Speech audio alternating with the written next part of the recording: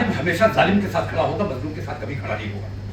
और हर वो काम जिससे मुसलमानों की दिल आजादी हो सकती है, नरेंद्र मोदी अपना फर्ज जानते हैं वो काम करने के लिए। उन्हें एहसास था कि हम इजराइल के साथ अगर खड़े होंगे, इजराइल का आतंकवाद कभी उन्हें नजर नहीं आया, लेकिन मजलूम ने अगर कहीं रिएक्शन दे दिया, जवाब दे दिया, तो वो आतंकवादी हो गया। असल आतंकवादी अगर कोई है तो वो इजराइल है, और असल में जो मजलूम है वो फिलिस्तीनी अवाम, छोटे छोटे बच्चों को, औरतों को गड्ढे में डालकर टायर जलाकर उन जिंदा जलाने का काम किया गया है। ये आतंकवाद न नरेंद्र मोदी को नजर आया, न उनके तमाम ग्रुप को नजर आया। तमाम दंगों के पीछे, तमाम फसादात के पीछे अगर कोई शख्स है तो वो नरेंद्र मोदी है, कोई दूसरा शख्स नहीं। दंगा हुआ उसमें उसको कराने के लिए बाहरी लोग जिम्मेदार थे, पॉइंट नंबर 1। पॉइंट नंबर 2, जो वो दंगा हुआ वो सारा का सारा सोशल मीडिया की भड़काऊ पोस्ट की वजह से हुआ, नंबर 2। और तीसरा जो है कि वो ऑर्गेनाइज्ड क्राइम नहीं था। ये 3 दलीलें माइनॉरिटी कमीशन ने दी हैं। मैं आपसे जानना चाहता हूं आपकी रायशुमारी क्या है, नूह दंगा क्यों हुआ, उसके पीछे कौन था? नूह दंगा क्यों हुआ, उसके पीछे कौन था, और इस किस्म के बहुत से दंगे हुए हैं, उनके पीछे कौन है, मणिपुर के पीछे कौन है, मणिपुर की जिम्मेदारी कौन नहीं ले रहा है, कौन नहीं बोल रहा है। मैंने पहले भी कहा है, आज फिर कह रहा हूं कि हमारे देश के प्रधानमंत्री बिल्कुल महाभारत के जमाने के राजा बन के बैठे हुए हैं, धृतराष्ट्र की भूमिका निभा रहे हैं, अपना और पराया देख रहे हैं। ये भूमिका जो धृतराष्ट्र की उन्होंने इख्तियार की हुई है, इस भूमिका से उन्हें बाहर निकलना पड़ेगा। तो क्या आप उनको जिम्मेदार मान रहे हैं? कतई तौर पर उनके अलावा कोई दूसरा जिम्मेदार है ही नहीं।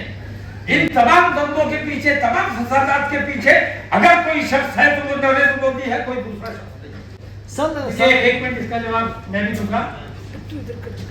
तो कॉन्ट्राडिक्टरी बातें माइनॉरिटी कमीशन की रिपोर्ट के बारे में मैं अभी आपसे सुना, बाहर के लोगों ने किया और ऑर्गेनाइज नहीं था। इसी में आपको पता लग रहा है ना कि ये माइनॉरिटी कमीशन भी सीबीआई की तरह केस पैरेट है, इंसाफ की बात नहीं कर रही। बाहर के लोग थे तो वो ऑर्गेनाइज ही थे ना, और बाहर के लोग कौन गए थे? बजरंग दल के कार्यकर्ता। सर एक सवाल है मेरा कि आप प्रधानमंत्री मणिपुर का जिक्र कर रहे थे, प्रधानमंत्री मणिपुर पर बहुत दिनों के बाद जिक्र करते हैं, लेकिन जब फलस्तीन इजराइल का मामला आता है तो 24 घंटे के अंदर बयान आ जाता है। आप क्या समझते हैं इस ट्रेंड को लेकर, फलस्तीन और इजराइल? सीधी बात है कि जालिम हमेशा जालिम के साथ खड़ा होगा, मजलूम के साथ कभी खड़ा नहीं होगा। और हर वो काम जिससे मुसलमानों की दिल आजादी हो सकती है, नरेंद्र मोदी अपना फर्ज जानते हैं वो काम करने के लिए।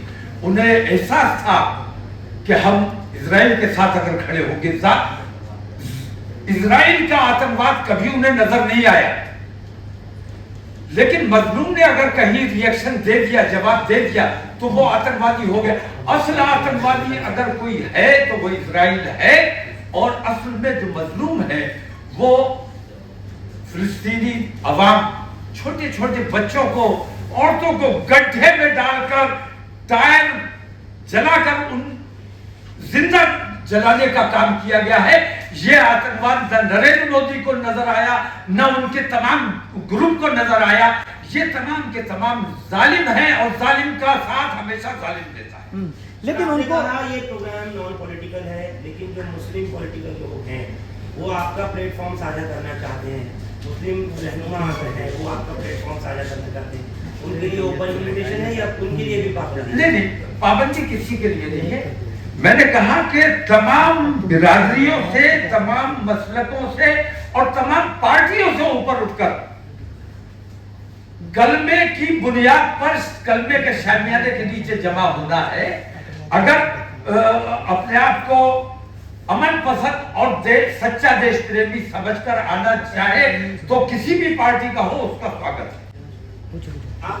लेकिन हमारे मंच पर किसी किस्म की सियासी गुफ्तगू नहीं की जाएगी, किसी पार्टी की हिमायत या मुखालफत नहीं की जाएगी। सवाल ये है कि जिस तरह आपने अभी कहा कि मजलूम है फिलिस्तीन के लोग, तो यही बात एएमयू यूनिवर्सिटी में कह दी गई और उन छात्रों पर मुकदमा दर्ज हो गया जो फिलिस्तीन के फेवर की बात कर रहे हैं। पीएम ने कहा कि ये टेररिस्ट हमला था।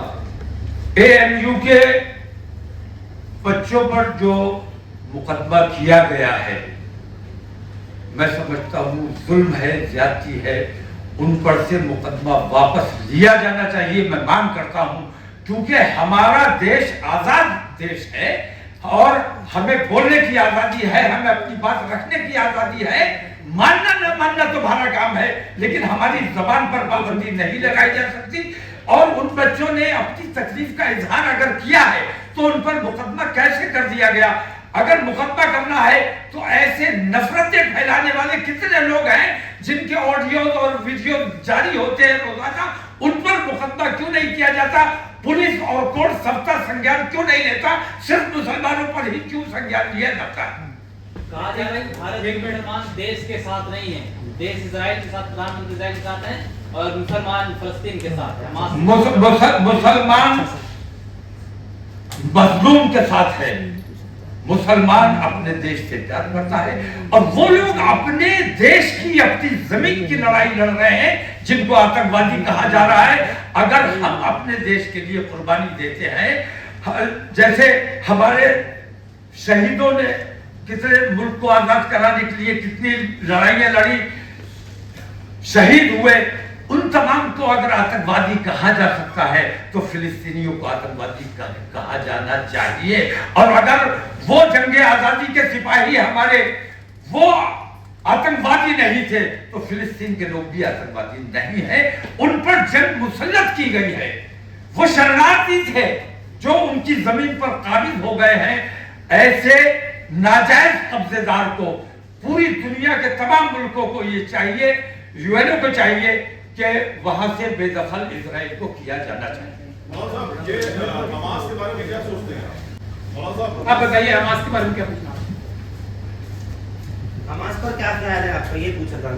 हमास एक ऐसी ऑर्गेनाइजेशन है जिसको इजराइल सेल्फ गवर्नेंस के तौर पे इजराइल की गवर्नमेंट ज़ायनिस्ट फोर्सेस एक्सेप्ट करती हैं कि वो एक इलेक्टेड गवर्नमेंट है ये गाजा। और बताइए, इसके बारे में जो नरेंद्र मोदी जी ने कहा है कि वो टेररिस्ट ऑर्गेनाइजेशन है, वो शायद उनके जो सलाहकार हैं उनको सही सलाह नहीं दे सकते हैं। अनलॉफुल एक्टिविटीज प्रिवेंशन एक्ट का एक कानून है, उसमें टेररिस्ट ऑर्गेनाइजेशन जो भारत मानता है और जो दुनिया के यूएनओ मानती है, उनकी सबकी ज्यादातर की लिस्ट है, उसमें हमास का नाम कहीं नहीं है। तो प्रधानमंत्री जी से इसीलिए हमारी वो है ना कि वो डिग्रियां तो बहुत सारी हैं उनके पास, लेकिन समझ नहीं है उन्हें चीजों को समझने के लिए। हमास के लिए भारत का आज तक का कंसिस्टेंट स्ट्रैटेजिक और फिलिस्तीन के लिए स्ट्रैटेजिक डिसीजन जो आज तक का भारत का रहा है वो रहा है प्रो फिलिस्तीन। नरसिम्हा राव जो आरएसएस द्वारा स्पॉन्सर्ड प्रधानमंत्री थे, उससे पहले राजीव जी के टाइम तक जो इजराइल है उसे भारत देश रिकॉग्नाइज नहीं करता, हमारे डिप्लोमेटिक रिलेशंस नहीं थे उनसे। ये भारत की कंसिस्टेंट पॉलिसी रही है। नरेंद्र मोदी जी ने अपने जाती मफाद के लिए, अडानी जी को शायद हाइफा का पोर्ट मिला है, अभी बहुत दबाव हो सकता है मोदी जी के ऊपर, इसीलिए हमने कहा ना जब मुसलमानों को मुल्क में से और प्रधानमंत्री के बीच में से चुनना पड़ेगा तो हम हर बार मुल्क चुनेंगे। किसी के भी खिलाफ अगर मुल्क होगा तो हम मुल्क की तरफदारी करेंगे, किसी शख्सियत की तरफदारी ना हमने पहले की है ना आज करेंगे। कितनी भीड़ आपको एक्सपेक्टेड है सर? और बरेली से सबसे पहले मैं एक बात कहना चाहूंगा कि आप लोगों की बहुत बड़ी जिम्मेदारी है। आप लोगों का खोजी मिजाज होना चाहिए, खबर को खोजना चाहिए, तलाश करना चाहिए। नरेंद्र मोदी जी ने जो इजराइल की हिमायत की है, बिना मांगे उनको हिमायत दी है, इसके पीछे बहुत सी वजूहात है। एक तो उन्होंने भारतीय जनता पार्टी की रूह को ठेस पहुंचाने का काम किया है। भारतीय जनता पार्टी की रूह मैं मानता हूं कितना संघर्ष किया, कितनी जद्दोजहद की अटल बिहारी वाजपेयी ने, उन्होंने खड़ा किया, उन्होंने मेहनत करके यहां तक पहुंचाया। उन्होंने इजराइल की मुखालफत की, फिलिस्तीन की हिमायत की और इन्होंने भारतीय जनता पार्टी की रूह के खिलाफ ये फैसला लिया। दूसरी बात कि इजराइल का जहां तक ताल्लुक है, पूरी दुनिया में जहां भी मुसलमान बसता है, हमें ये हुक्म है कि अपने मुल्क से मोहब्बत करो। हुब्बुल वतनी जुज़्वे ईमान है, और जो अपने मुल्क से मोहब्बत नहीं करता, मैं दावे के साथ कहता हूं मेरा मजहब मुझे यह सिखाता है कि जो अपने मुल्क से मोहब्बत नहीं करता वो सच्चा और पक्का मुसलमान नहीं हो सकता। तो हमने कभी अपने मुल्क पर बम नहीं मारा है, हमने कभी आतंकवाद नहीं किया है। मैं हाथ जोड़कर आप लोगों से इतना पूछना चाहता हूं कि वो बम जो 2014 से पहले रोजाना फटा करता था, वो बम आज कहां चला गया? वो बम अब क्यों नहीं फटता है? आप लोगों की यह जिम्मेदारी है कि खबर के पीछे की खबर ढूंढने की कोशिश कीजिए। नरेंद्र मोदी ने जो इजराइल की हिमायत की है, आप जरा इसकी भी खबर लीजिए कि माननीय अडानी जी को इजराइल की सबसे बड़ी बंदरगाह दी गई है, उसके बदले में इनको हिमायत देना पड़ी है। ये आप लोगों के खोजने, आप लोगों के समझने की चीजें हैं। आप लोग अगर सही बात अवाम तक पहुंचाएंगे तो बड़ा एहसान होगा, और अगर मुंह देखी बातें करेंगे तो हम तो अल्लाह वाले लोग हैं। जो सही लगता है, किसी को भी बुरा लगे, जो सही है वो हमें कहना है। अल्लाह ने हमें इसीलिए दिमाग दिया है, इसीलिए जुबान दी है, और मैं ये समझता हूं कि आप तमाम लोगों को भी जो ताकत दी गई है इसलिए दी गई है कि सच्चाई को आम इंसानों तक पहुंचाएं। मेरा मुअद्दबाना आपसे ये अपील है कि आप लोग देश को जो सही बातें हैं वो पहुंचाने की कोशिश कीजिए। और मैं अपने हिंदू भाइयों से सवाल करता हूं कि मुझसे कहीं कोई शिकायत है, मेरे समाज से कहीं कोई शिकायत है, मैं तैयार हूं बात करने के लिए, लेकिन मुझसे नफरत किस वजह से है मुझे वो वजह बता दो, मैं वो वजह खत्म करने की कोशिश करना चाहता हूं। बहुत शुक्रिया।